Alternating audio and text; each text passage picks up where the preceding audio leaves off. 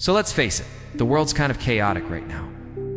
We are living through a very difficult period in history, whether we admit it or not. And with so much uncertainty around us, it can be hard to feel like there is any point to anything at all. There's good news though. There's an ancient philosophy that can help you get through these tough times.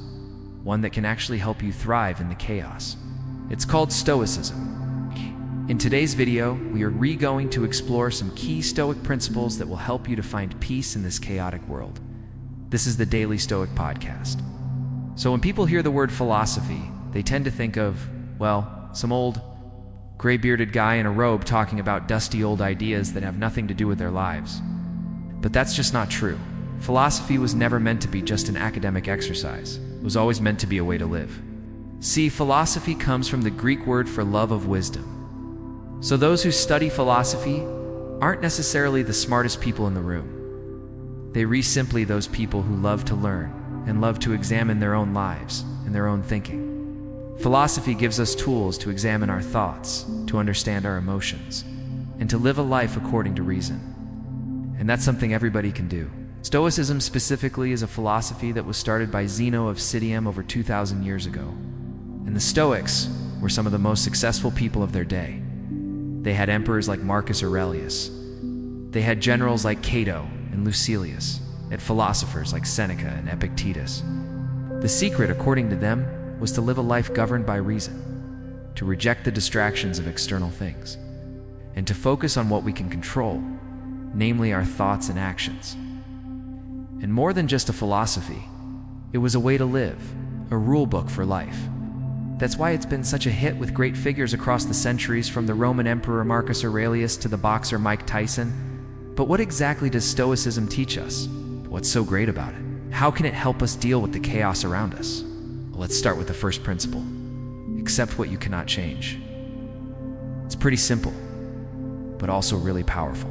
You can't control everything that happens to you. You can't control the economy, the government, the weather, your weight, other people's opinions of you or what they do. There's so much that's completely outside of your sphere of influence. But that doesn't mean that you don't spend a lot of time worrying about those things. So the first step to living a good life is recognizing that fact, accepting that fact, realizing that you can't control everything and focusing instead on what you can. Your thoughts, your attitude, your effort, your work ethic, your response to whatever situation you're in. That's under your control. Everything else isn't. And the less you try to control things outside of your sphere of influence, the less anxious and stressed out you'll be, and the more energy you'll have to devote to the things that really matter. But why is that important? Why should you care about controlling your thoughts and your actions? If the world's basically just gone, throw you curveballs no matter what. Here's why. Because while you can't control everything that happens to you, you can control how you react to those things, how you choose to view them. And that makes all the difference, because how you view things is often more important than the things themselves. When the Olympic runner, the great runner, once said, "The obstacle is the path," he meant exactly this.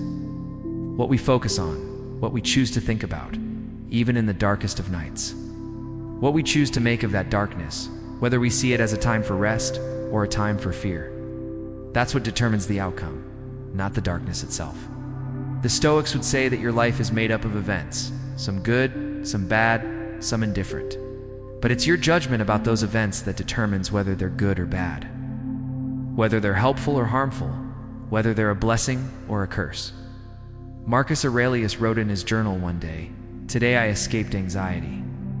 Or did I? No, I discarded it because it was within me, in my own perceptions, not in events. He realized that anxiety is a choice, not a necessity, something we impose upon ourselves. And that's the key insight of Stoicism. That you get to choose how you react to things, how you think about things, and that's what really matters. But why is that important? Because you can't control the circumstances of your life. You can't control the cards you're dealt, but you can control what you do with them. You can control how you respond. You can control whether you see yourself as a victim or as an agent in your own life. You can control whether you see the glass as half empty or half full. The second principle of Stoicism is focus on what you can control. Now that you know that you can't control everything, it's time to focus on what you can. Let's focus on what's in your sphere of influence. You can't control the people around you, but you can control your response to them. You can't control the economy, but you can control your financial habits and your financial preparation for the future. You can't control the past, but you can control what you do with the present moment. You can't control the outcome of a situation, but you can control the effort you put into it. Instead of focusing on all the things you can't control, focus on the small number of things you can. And that's where you'll find the power to make a difference in your life. But why is that important? Because it helps you to become more effective.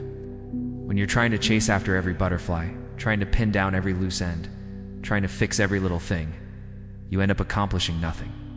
On the other hand, when you identify what's in your sphere of control and you concentrate all your efforts there, that's when you get results. That's when you get closer to your goals. That's when you achieve success. Become master of yourself before trying to be master of anything else. The third principle of Stoicism is virtue is the highest good. For the Stoics, there's only one ultimate good, and that's virtue. That's living a life according to nature, living a life of excellence, and doing what's right, regardless of the consequences.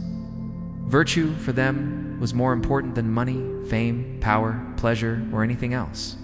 They believed that when you lived a virtuous life, you were in harmony with the universe, and that was the greatest good that life had to offer.